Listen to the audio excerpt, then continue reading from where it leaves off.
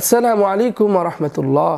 সম্মানিত দিন দরদি মুসলমান ভাই বোনেরা, আল্লাহ রাসূল সাল্লাল্লাহু আলাইহি ওয়াসাল্লাম পাঁচ ওয়াক্ত নামাজের একটা দৃষ্টান্ত আল্লাহ রাসূল সাল্লাল্লাহু আলাইহি ওয়াসাল্লাম দিয়েছেন।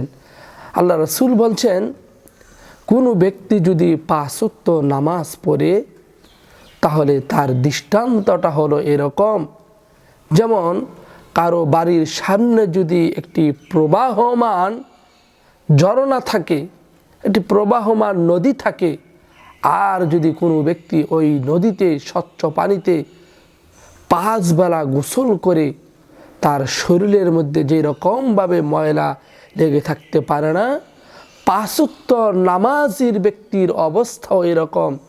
যে ব্যক্তি প্রতিদিন 5 বেলা আল্লাহ পাকের হুকুম তথা নামাজ আদায় করবে, তার জীবনের সমস্ত গুনাহগুলো এইরকমভাবে ধুয়ে মুছে পরিষ্কার হয়ে যায়। তার শরীরে কোনো গুনাহ থাকতে পারে না, গুনাহ লেগে থাকতে পারে না। যেই রকমভাবে 5 বেলা গোসল করলে শরীরে কোনো ময়লা থাকতে পারে না। আল্লাহ রাসূল সেই কথাটি মুসলিম শরীফে বর্ণনা করেছেন। হযরত জাবের রাদিয়াল্লাহু তাআলা আনহু থেকে বর্ণিত, قال রাসূলুল্লাহ সাল্লাল্লাহু আলাইহি ওয়াসাল্লাম মাসালুস সালাতিল খামসি কামাসালি নাহরিন জারিন গমরিন আলা বাবিন আহাদিকুম ইয়াগতাসিলু মিনহু কুল্লা ইয়াউমিন খামসা মাররাত